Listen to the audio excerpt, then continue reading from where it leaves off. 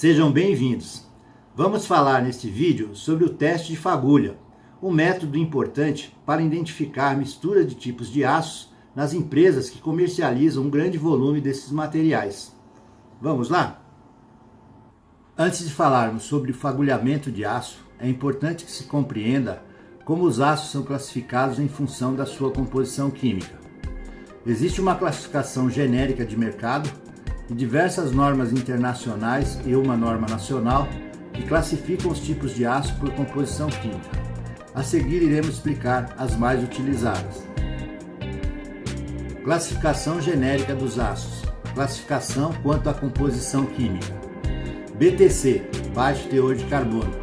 Aços até o SAI 1025 inclusive. MTC, médio teor de carbono. Aços do SAI 1026 até o SAI 1045 inclusive. ATC, alto teor de carbono. Aços do SAI 1046 até o SAI 1084 inclusive. SAI, Sociedade dos Engenheiros Automotivos. É um conjunto de especificações, SAI J403, para aços carbono e SAI J404 para os aços ligados, que visa determinar as faixas de composição química dos mesmos, uniformizando o sistema de identificação dos aços. A mesma classificação também é utilizada para a AISI, Instituto Americano de Ferro e Aço, e pela ABNT, Associação Brasileira de Normas Técnicas, com a norma NBR-NM 87. Classifica os materiais através do uso de números para descrever a sua composição química. O número é composto por 4 dígitos. Os 2 primeiros indicam a família a qual o aço pertence, e os 2 últimos representam a porcentagem de carbono dividido por 100 e varia de 0,5 a 0,95. Os aços SAI são classificados em grupos ou famílias de acordo com os elementos químicos predominantes na composição química. Vejam aí o exemplo das famílias mais comuns. A norma DIN, do Instituto Alemão para a Normatização, foi a base para as atuais normas europeias, UNE-EN, a partir do ano 2000. Em linhas gerais, a simbologia adotada é carbono dividido por 100, símbolo dos elementos químicos de liga presentes no aço, elementos em ordem decrescente de teor, número indicando os teores dos elementos de liga dividido pelo fator da tabela abaixo. Cromo, cobalto, manganês, níquel, silício, tungstênio, divisor igual a 4. Alumínio, cobre, molibdênio, titânio, vanádio, divisor igual a 10. Carbono, fósforo, enxofre, divisor igual a 100. Vejam aí exemplos de aços liga e aços de alta liga, como são designados pela norma DIN UNE-EN. Essa norma exige atenção e estudo para melhor entendimento.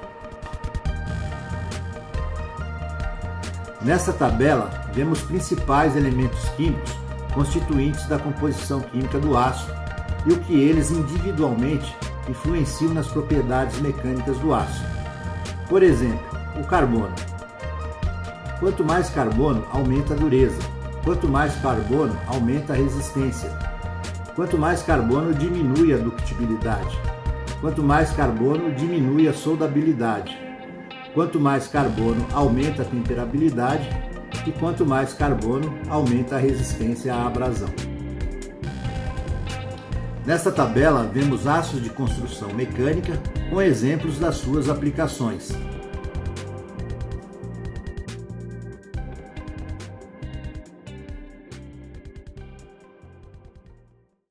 Após esses conhecimentos sobre classificação dos aços serem compreendidos, podemos falar sobre o teste de fagulha dos aços. O teste de fagulha é um método de identificação de um aço através da observação visual do feixe de fagulhas, que se origina pelo contato do material com uma retífica manual com ponta abrasiva de alta rotação.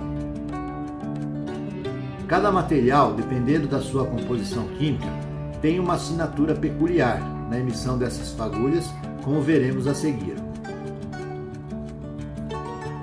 É prático, rápido e seguro, quando realizado por profissional treinado e experiente. Através da observação cuidadosa do feixe de fagulhas, é possível determinar a composição química aproximada do aço com satisfatório grau de precisão.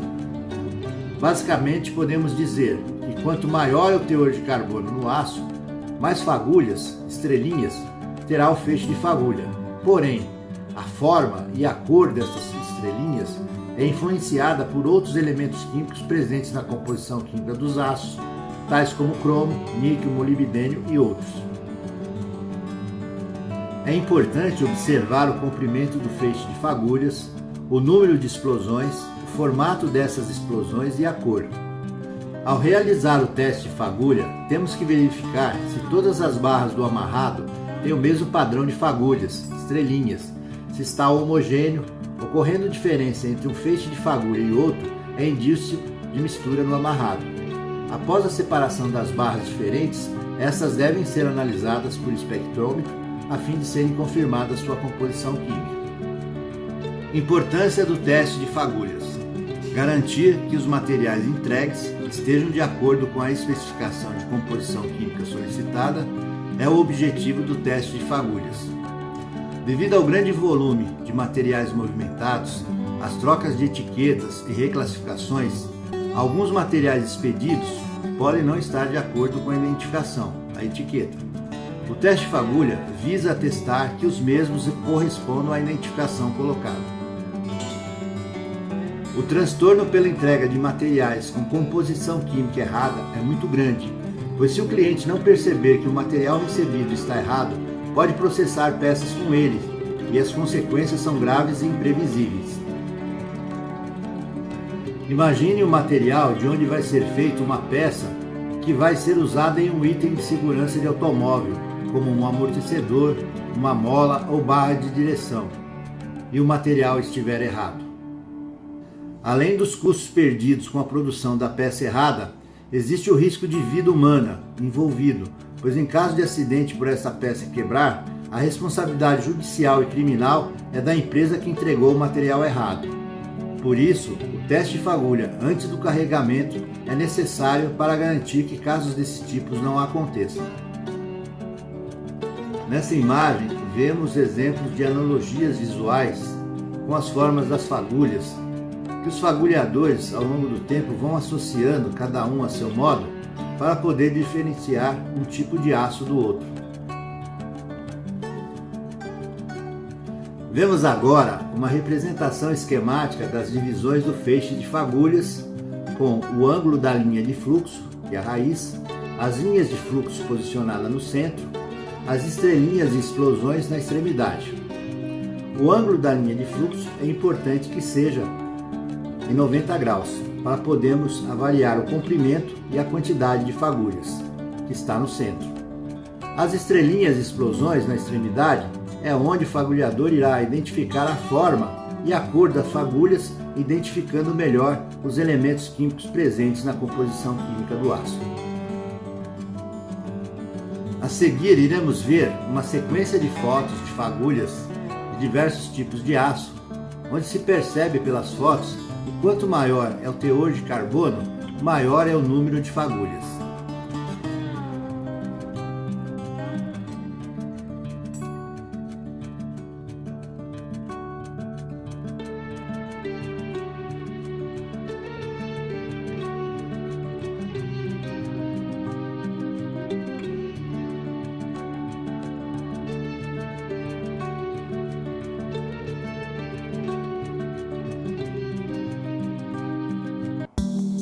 Um recurso importante na formação e treinamento dos fagulhadores são os padrões comparativos.